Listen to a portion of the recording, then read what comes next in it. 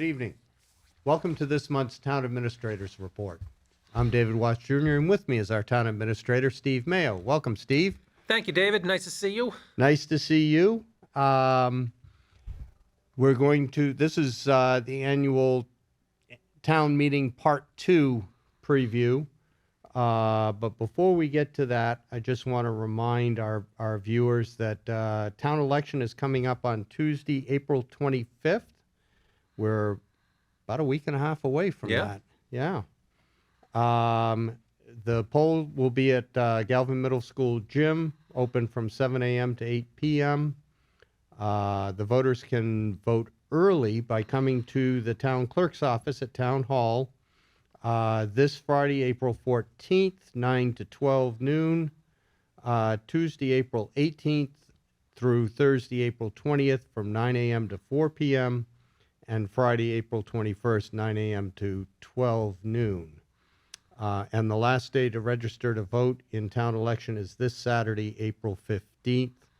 And you can get the form on the town clerk website. Very easily download it and drop it by. Absolutely. So everyone hopefully who wants to will be able to get out and vote in town election. Right. And I think people need to remember, and this happens every election, and it's very frustrating, and I get it, and particularly in the town election, because you came to vote in the town election. Just because you've moved doesn't mean you've registered. Right. In Wakefield. In a state election, at least you can go back to, if you move from Melrose or Malden or Everett, you can go back there because you're still registered there. Yes. And we've had people do that. But so if you want to vote, you need to register.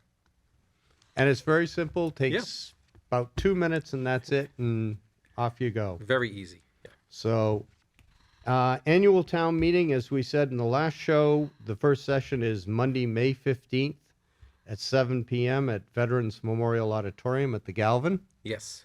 It's going to be a Monday, Thursday schedule until it's completed. Correct. Although we're going to not predict quite yet. We'll save it for the end. Save it for the end of the show. We'll have to see. But we have 19 articles this year. 18 articles this year. And of course, Article 1 is the budget. And that's still in play right now, isn't it? Yeah, the annual budget, there are, the Finance Committee will have heard all of the, I'll say, townside budget articles Thursday night this week. And we're on schedule. Then they will have to also hear the school department, the school budget as well.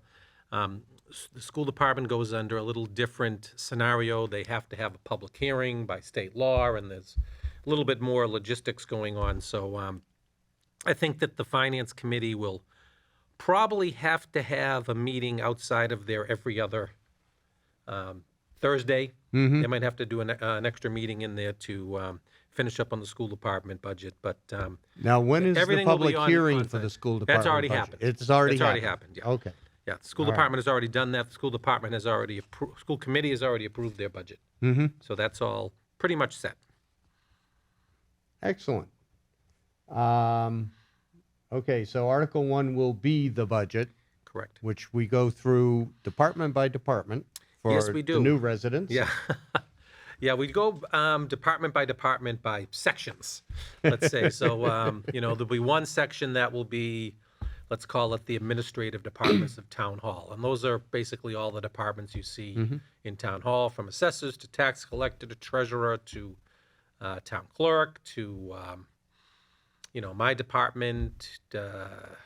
Police, fire. Then that's that section. Police and fire. Public safety will be a different section. Police, fire, building, emergency management. Yep. And human services will be a section. And that's the, health department, senior center, things like that. Mm-hmm. We have a section that we call miscellaneous. Mm-hmm. We have a section that we call health insurance, human resources, and whatnot.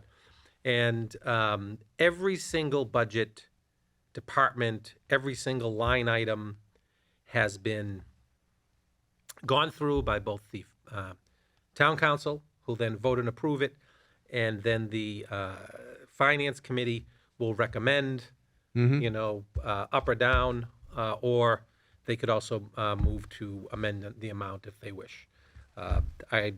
Traditionally, we work hand in hand, so I'm hopeful that we'll be on the same wavelength come May 15th, if we're lucky. No, it's a lot of work done by a lot of people, and there's, it seems like, budget season starts in, January and goes all the way through town meeting. So it's basically, almost, 5 full months. It's just the almost budget. the second half of the fiscal year. Yeah. Yeah. Yeah, it is, really Yeah. is, yeah. Yeah. Because for new residents, the fiscal year begins on July 1st. July 1, yep. And it'll be FY 2024. Then we have Article 2, which is another standard one, and that's appropriating or transferring money from available funds. That's another one that's perennial. For capital outlay, yes, Yep. yes. And we have a fabulous capital outlay committee, and they, what happens is all the departments, will present their needs to the capital outlay committee. And this, think of this, it's anything, other than, salaries or paper or telephone usage or computer usage, things like that. And they will look at everything from, geez, we want to do new rugs at the library, to we need a new police cruiser, to we need a new roof over here. And this committee, which is a citizen committee appointed by the town council, and assisted with our DPW director, because all the buildings kind of fall under DPW. They look and meet with every department that has a request. So if you're requesting police cruiser, you need to justify why to this company. If you're to this committee, if you're requesting new rugs, they're going to ask you why. So they do a really, really good job. And I know, David, you'll remember when times were a little bit tougher years ago. We were lucky if we had $250,000 to spend on keeping up our repair. And this year it's a little over 2.2 million. A lot of really interesting stuff in there this year, including some DPW equipment, and not to mention a new roof at Town Hall, which actually is repairing the roof, which actually goes right over the town clerk's office. So Right. That's the last flat rubber roof we have to do in town. And I don't know why flat rubber roofs were built in New England at all, but that's before all our time that was there. So we've got to keep it going. This is a lot of really good stuff in here. Really keeping up the appearance of Wakefield, keeping our physical plant, up to snuff. Right. So it does, it's really important that we do all these things to keep the town in good shape.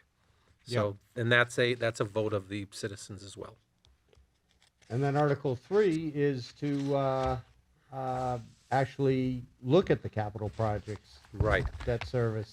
Well, yeah, that once we approve them, a Yep. lot of times we have to figure out how we're going to pay for them. Yep. So Article 3 is really thinking about Article 3 as approving our mortgage payment every year, which is our mortgage payment on items that we certainly could not afford in one fiscal year. For instance, part of that will be the Galvin Middle School bond payment.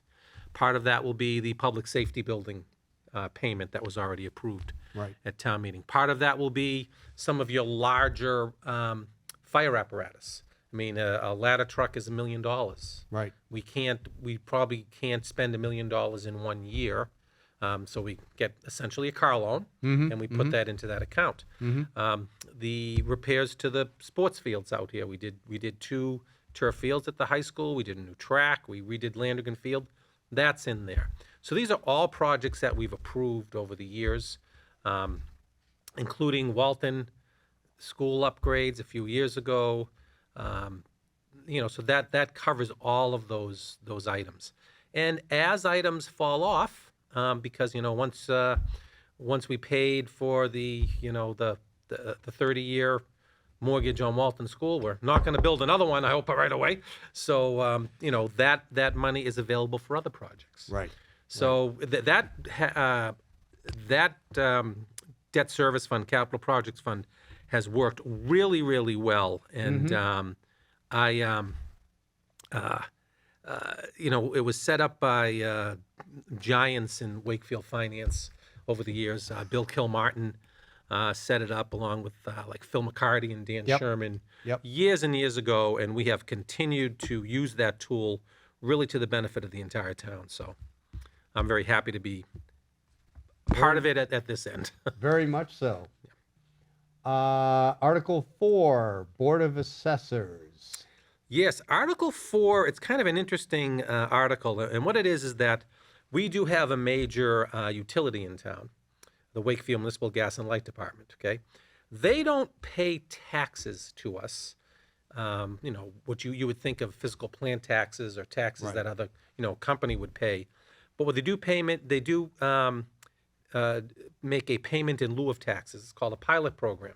And what Article 4 does is allows the Board of Assessors to use that pilot payment to Wakefield, it's roughly $1 million, and use that in setting the tax rate. So it's used just as we would consider anything in the tax, any other taxes. But there has to be a mechanism to do that, and that's what that one does. And let's see, Article 5 is supplementing the appropriations of all budgets for the period of this current year. So, unfortunately, there are maybe a couple of budgets that have needed more money to run in this fiscal year. This fiscal year being July 1st, 2022 through June 30th, 2023. And in this case, it's both police and fire departments. Because of injuries, because of sicknesses, some, still had people out with COVID, believe it or not. And because of the fact that particularly the police was not fully staffed because, we had some open positions. And it's very hard to hire police officers and firefighters today. People just aren't going into the service as they used to.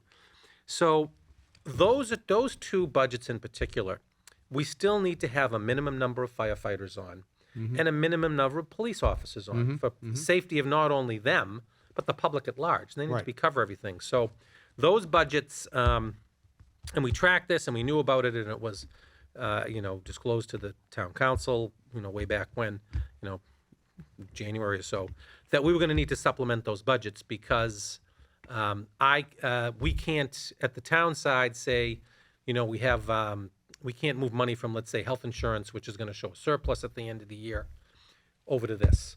So what we do is we have to fund this more and then just replenish it at the end of the year with what's left over in other budgets.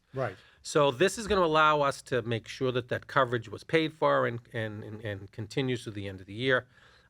This particular article has been there for a number of years. It's kind of one of our mainstays. It may be possible that this year that particular amount will be covered by ARPA funds, something the town council may decide to do. So we'll be looking at that, and if that happens, we'll not vote on that.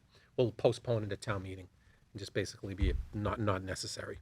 And actually, you were saying in discussion before we went on the air that there might be an omnibus vote for several articles just to kind of put them to bed right away. It's called the consent agenda, and I think many other communities have used this over the years. We haven't, in particular, and we decided that really during COVID, that we had those town meetings because we had to. There was no way for our community to do the funding remotely because we're an open town meeting. Anybody can come. I can't assume. Just everyone has to be there to vote in our case. We can't do it on Zoom. We can't do it on Zoom, and not for an open town meeting. So we adopted something that year called the consent agenda, which are, over the years, and, this will be my 15th, I guess, town meeting in the I guess next to the moderator, let's put it that way, in the presentation area. There are a number of articles that have very few, if any, questions, and normally over the years that have been none. So we'll take those and say, let's speed up the process. Let's vote these all under one vote, and then we can go on to and spend more time on the items that maybe have a little bit more discussion to them. Right. So there will be a consent agenda this year. There will be a number of items on it. Probably the municipal gas and light department will be one of them, because there's, in the 15 years, there has been maybe one person ask a question. Right. And the great thing about the consent agenda is, or the way that we do it, is that we will present the different articles that we're going to, put on the consent agenda. And if there's any one person, that, raises their hand and says, I would like to talk about Article 3, let's say, for sake of argument, then we will pull that from the consent agenda. And then when we get to that, that'll be handled in the normal way. We had an article pulled, I think the first year, requested to be pulled the first year that we did the consent agenda, and then there was no question. So I don't know if it was too boring between then and there and we got to it or what. So, but those things, and that's what open town meeting is, right? That's what happens at open town meeting. That's part of the fun. Yeah, part of the fun. Yeah, absolutely. Yeah.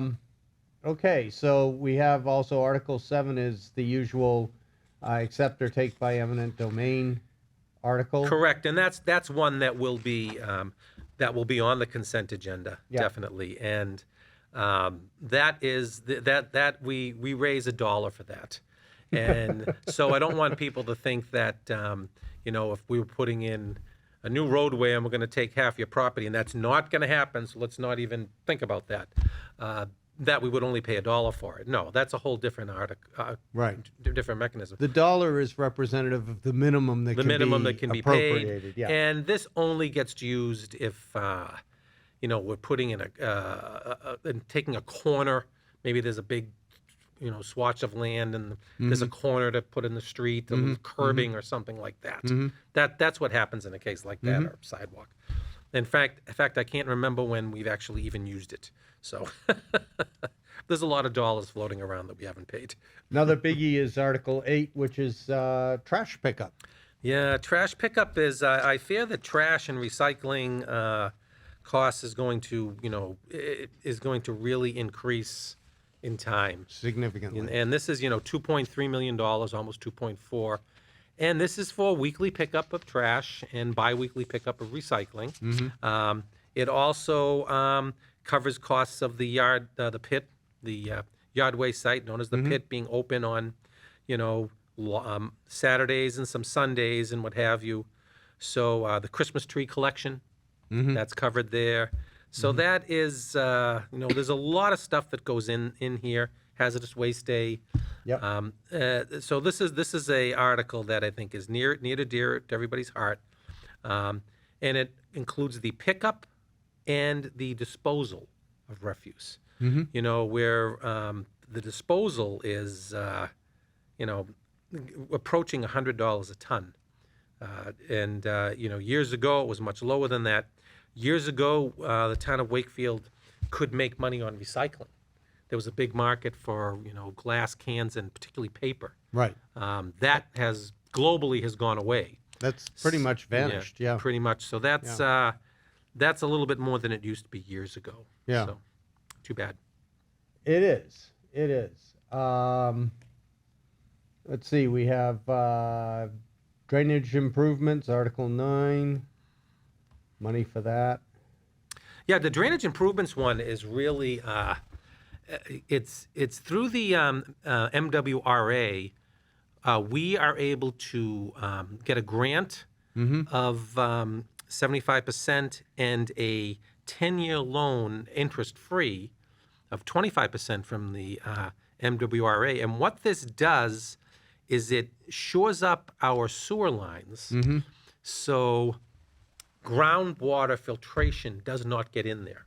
Because what happens with what we are charged by the MWRA for our sewage is, what is metered at the end of the line. Right. So if there are breaks in the sewer lines, where when there's rain and snow and as that seeps through the ground, if that goes into the sewer lines, we have to pay for that Right. to be treated when we really doesn't need to be treated. It's not really sewage. So that is a program, that we've taken advantage of a number of times. I think the last time was in 2017 or 2018. And, really we, 75% of it is a grant and 25% is on a 10-year interest-free loan. So that really works out very well and really helps us in the long run. One that I think is going to engender a lot of discussion, mainly I think by new residents because they don't know the history behind this, and that's Article 10 in the Harts Hill Water Tower. Yeah, that we actually did last town meeting, so we're good. Yep. That was done. But the Harts Hill Water Tower was 100 years old. Yeah. And we got our money's worth out of it, right? Oh, and then some. And then some. So yeah, that's going to be a borrowing through the MWRA as well. No, actually, part borrowing from the MWRA at 0%, which was great, and part bond. Yep. So that one is really good, and that's really there to maintain that water pressure on that side of town. Right. And God forbid, it's only 100 years old. God forbid anything happened to it. There'd be a lot of swimming pools, I guess. But I don't mean to make light of it. But no, it is that's an important part Yeah. of the water infrastructure in the town. yeah, Yeah, especially for Greenwood area. exactly. Yeah. I think one article that's going to be very interesting is the housing trust article. Okay. And we are looking at creating a housing trust, which will create a bylaw and and will also accept a portion of Mass General laws, which allows the town to set up this mechanism by which we can actually accept gifts, can accept money from the state that is for affordable housing purposes, accept money when an existing affordable housing unit gets sold at market value because for some reason nobody bought it, and then puts this into this trust to allow the creation or enhancement of affordable housing in Wakefield. And affordable housing is a huge issue all in this in the state in general, but certainly outside Greater Boston. So this is something that the town council is very excited about. They are very, very interested in putting this mechanism together, and very interested in using it to perhaps develop some more affordable housing, either at, there may be an area of Harts Hill that we could put some more.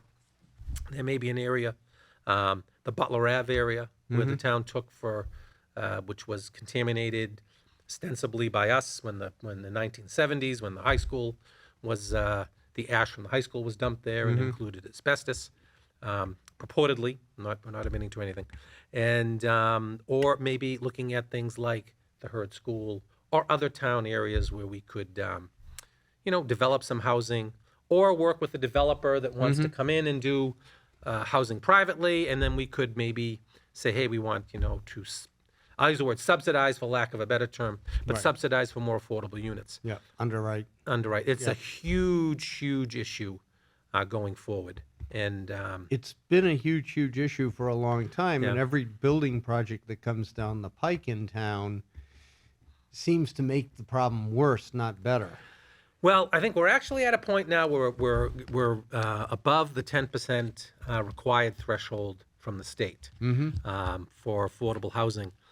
What is affordable, though, in our area is actually a quite high rent and or a quite high sales price. Right.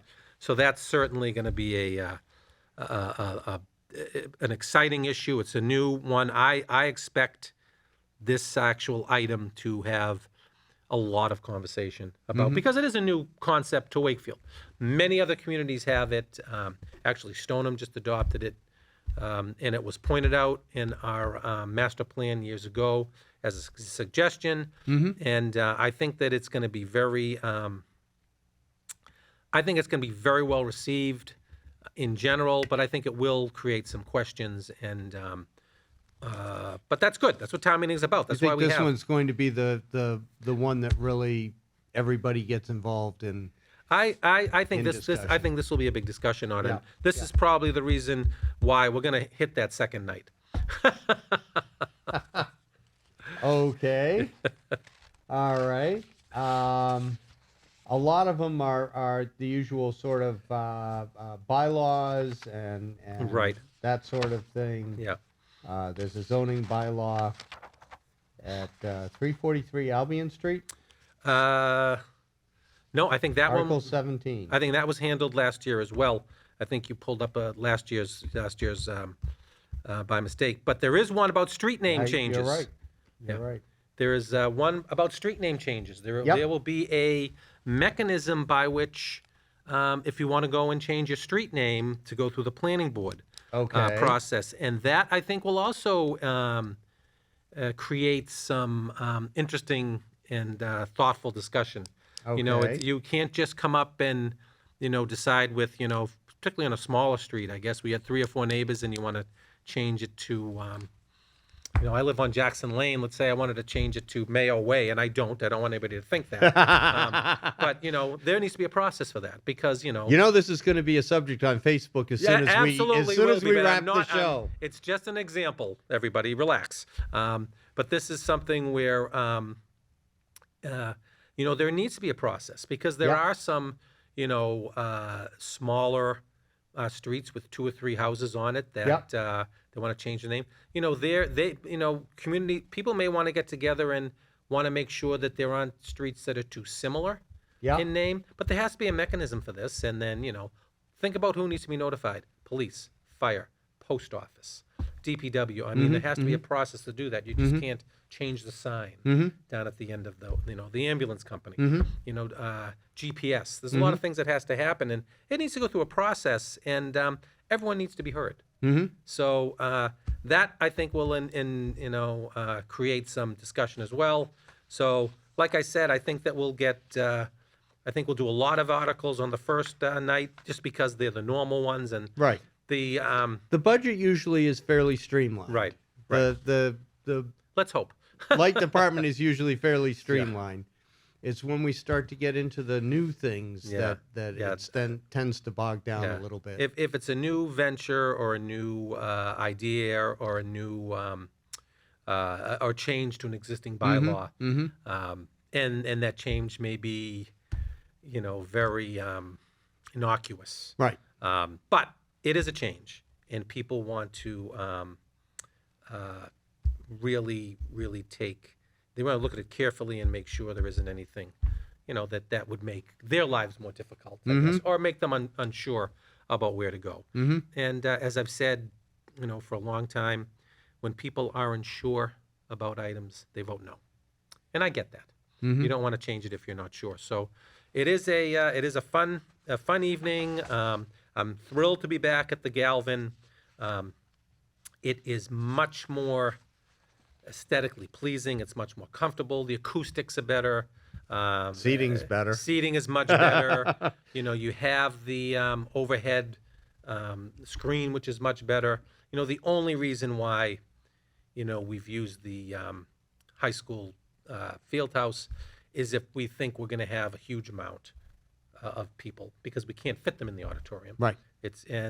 Well, we do have overflow in the calf. We do have overflow the calf, but it's nice to have everyone in the same place, particularly when you're doing a big bonding, which is why we had the high school there. True. Or during the in 2020 during COVID, because we wanted to be able to spread people out more effectively. Right. We had the indoor and the outdoor, venues for people. And you could really spread out there inside. Whereas you perhaps a little bit more challenging in that regard at the Veterans Memorial Auditorium at the Galvin. But I am so thrilled to be back there. It's just it's a much more, everything's better. It sounds better. You're not as worried about, wires everywhere and things like that. I think WCAT enjoys it immensely better there as well, and I don't blame them. It's almost a plug and play. Yes. And so on that note, let's encourage everyone to please come down beginning Monday, May 15th at 7 p.m. and participate. This is your chance to be part of the town government and to make the decisions and actually tell our boards what they're going to be doing for the next fiscal year. Exactly. So hopefully we'll see a lot of people down there. Hopefully we'll see a lot of new faces Yeah, down I there. hope. We saw a lot of new ones at the high school vote. We so did. maybe we'll see a lot of new ones We again. did. Great. So thank you. Thank you. We'll see you next time.